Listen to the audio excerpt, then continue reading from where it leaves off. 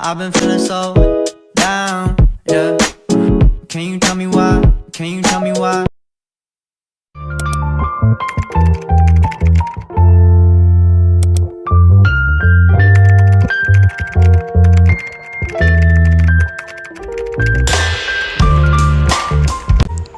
Transport zat melalui membran dapat dibedakan menjadi dua jenis, yaitu transport pasif dan transport aktif.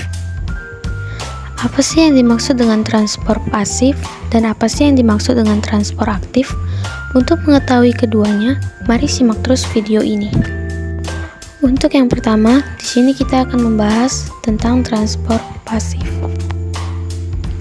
Transport pasif merupakan transportasi sel yang dilakukan melalui membran tanpa membutuhkan energi. Transfer pasif terjadi karena adanya perbedaan konsentrasi antara zat yang berada di dalam sel dengan zat yang berada di luar sel.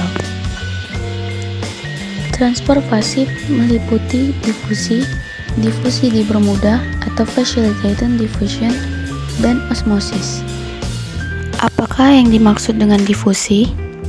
Difusi adalah proses pergerakan partikel, molekul, ion, gas, atau cairan dari konsentrasi tinggi ke konsentrasi rendah hingga tercapai suatu keseimbangan.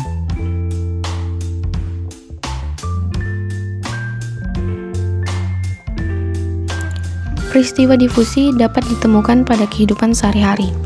Contohnya, jika kita meneteskan sirup ke air, molekul-molekul sirup akan bergerak dan tersebar merata mengisi ruangan yang ada. Begitu pula jika kita menyemprotkan obat anti nyamuk dan minyak wangi pada suatu ruangan. Molekul-molekul yang terdapat pada obat anti nyamuk dan minyak wangi akan bergerak memenuhi ruangan. Kita dapat mencium harumnya minyak wangi walaupun kita berada agak jauh dari tempat yang disemprotkan minyak wangi tersebut. Nyamuk yang terdapat pada suatu ruangan juga dapat menghisap bau obat anti nyamuk sampai akhirnya nyamuk tersebut mati.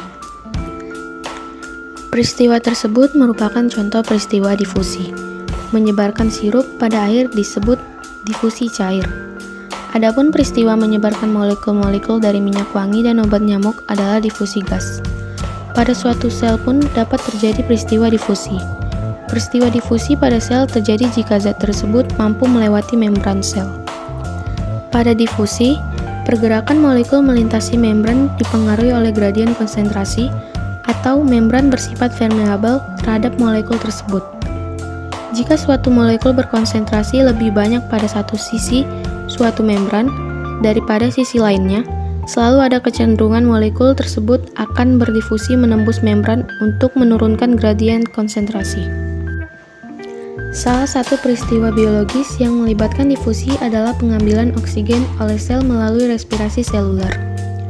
Oksigen yang terlarut berdifusi menembus membran. Selama proses respirasi seluler yang membutuhkan oksigen terus berlangsung, difusi oksigen ke dalam sel juga akan terus berlangsung. Hal ini dikarenakan gradien konsentrasi mendukung terjadinya pergerakan dengan arah tersebut. Pada sebelumnya telah dibahas mengenai transfer pasif yang meliputi difusi, yang dimana difusi diartikan sebagai perpindahan molekul dari larutan dengan konsentrasi tinggi ke larutan dengan konsentrasi yang lebih rendah. Nah, sekarang kita akan membahas tentang difusi dipermudah.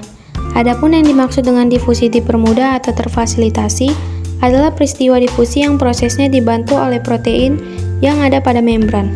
Difusi dipermudah atau terfasilitasi ini dibagi ke dalam dua jenis, yaitu difusi dipermudah oleh protein pembawa atau protein transport, dan difusi dipermudah oleh saluran protein.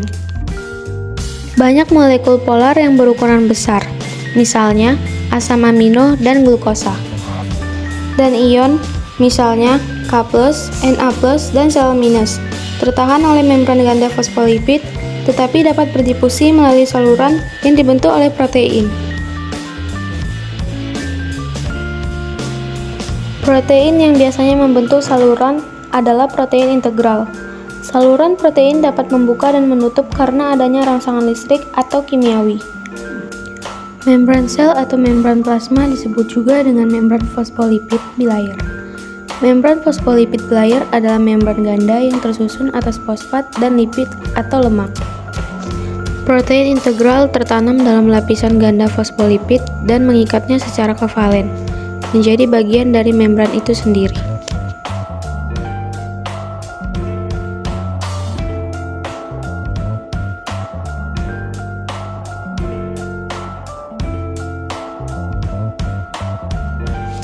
Difusi yang dipermudah oleh protein transport. Protein transport memiliki sifat seperti enzim, yaitu bersifat spesifik terhadap zat dan tempat pengikatan molekul yang diangkutnya. Protein transport dapat berubah bentuk saat mengikat dan melepas molekul yang dibawanya. Protein transport pada membran memudahkan difusi molekul asam amino dan glukosa. Bagian terakhir dari transport pasif, yaitu osmosis. Osmosis adalah proses bergeraknya molekul pelarut atau air dari larutan dengan konsentrasi rendah ke larutan dengan konsentrasi yang lebih tinggi, melalui selaput selektif permeabel. Osmosis merupakan difusi air melewati membran selektif permeabel yang arahnya ditentukan hanya oleh perbedaan konsentrasi zat terlarut total, bukan banyaknya jenis zat terlarut. Suatu larutan memiliki potensi osmosis, yaitu tekanan osmosis dalam larutan. Tekanan osmosis adalah tekanan yang diperlukan untuk menahan pergerakan pelarut melalui membran selektif permeabel. Alat untuk mengukur tekanan osmosis disebut osmometer. Osmosis dapat menjaga keseimbangan konsentrasi larutan di dalam sel dengan konsentrasi larutan di luar sel suatu organisme. Osmosis pada sel berdinding. Sel tumbuhan, alga, dan jamur memiliki dinding sel. Jika berada pada larutan yang hipertonik, air di dalam sel keluar, sehingga sel mengerut dan membran plasma akan tertarik menjauhi dinding sel, disebut plasmolisis. Jika sel tumbuhan berada pada larutan yang isotonik, akan menjadi lembek. Namun, jika sel berada pada larutan yang hipotonik, kecenderungan air masuk ke dalam sel akan diimbangi oleh dinding sel. Setelah mencapai ukuran tertentu, dinding sel akan memberikan tekanan balik pada sel, sehingga sel akan membesar pada batas normal. Peristiwa tersebut disebut turgid. Osmosis pada sel tidak berdinding. Sel hewan tidak memiliki dinding sel. Jika berada pada larutan yang isotonik, volume sel hewan akan stabil atau normal. Misalnya, sel eritrosit akan memiliki bentuk yang tetap jika dimasukkan ke dalam larutan garam 1%. Jika sel hewan berada pada larutan hipertonik atau larutan pekat, air di dalam sel akan keluar dari dalam sel sehingga sel mengerut atau krenasi. Namun, jika sel hewan berada pada larutan hipotonik, air dari luar sel akan masuk ke dalam sel yang mengakibatkan sel membengkak bahkan pecah atau lisis. Contohnya, eritrosit akan mengalami hemolisis jika dimasukkan ke dalam air atau aqueous. Organisme bersel satu memiliki adaptasi khusus untuk dapat hidup pada lingkungan yang hipertonik maupun hipotonik dengan osmoregulator atau kontrol keseimbangan air. Contohnya, Paramecium sp.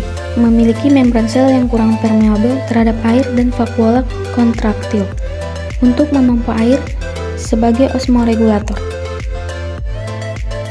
Setelah selesai membahas tentang transport pasif, sekarang kita akan membahas tentang transport aktif. Apa itu transport aktif? Apakah kalian tahu? Ya, transport aktif adalah transfer zat melalui membran yang melawan gradien konsentrasi dari konsentrasi rendah ke konsentrasi yang lebih tinggi, sehingga memerlukan energi. Energi yang diperlukan berupa ATP, atau adenosin trifosfat.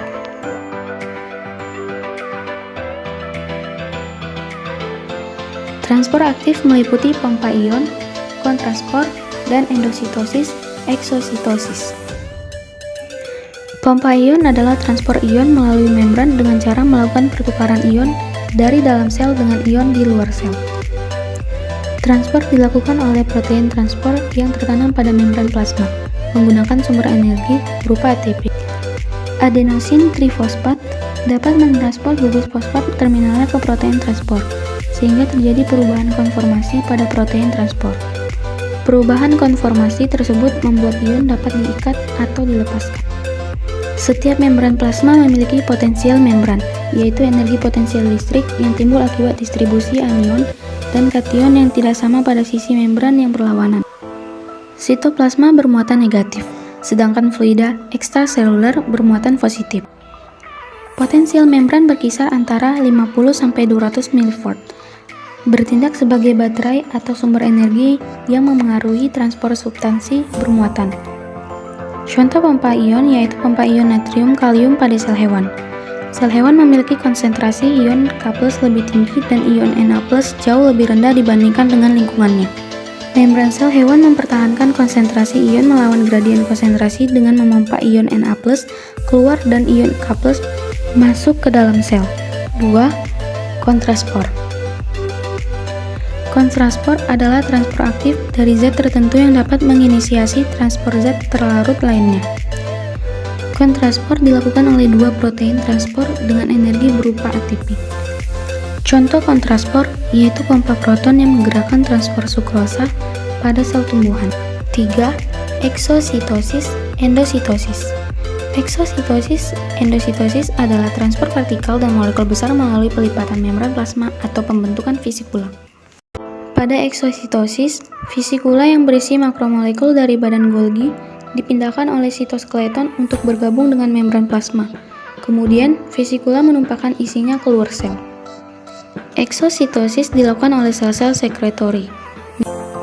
Misalnya, sel pankreas yang mengekresikan hormon insulin ke dalam darah dan visikula yang mengeluarkan karbohidrat untuk proses pembentukan dinding sel tumbuhan. Pada endositosis, makromolekul dikelilingi oleh membran plasma yang melipat membentuk visikula. Kemudian visikula tersebut masuk ke dalam sel. Endositosis pada sel hewan meliputi peristiwa-peristiwa sebagai berikut. Yang pertama yaitu fagositosis. Fagositosis terjadi saat sel menelan partikel padat atau makanan dengan pseudopodia. Selanjutnya, partikel dibungkus di dalam kantong membran yang besar atau vakuola. Yang kedua yaitu pinositosis. Pinositosis terjadi saat fluida ekstraseluler masuk ke dalam lipatan membran plasma yang membentuk visikula kecil. Dan yang terakhir yaitu endositosis yang diperantarai reseptor. Endositosis yang diperantarai reseptor terjadi saat fluida ekstraseluler terikat pada reseptor spesifik yang berkumpul pada lubang yang dilapisi protein pada membran plasma, kemudian membentuk vesikula. Transfer ini bertujuan untuk memperoleh substansi spesifik dalam jumlah besar, misalnya penyerapan kolesterol untuk sintesis membran dan prekursor sintesis steroid lainnya. Nah, itu dia penjelasan dari transfer pasif dan transfer aktif.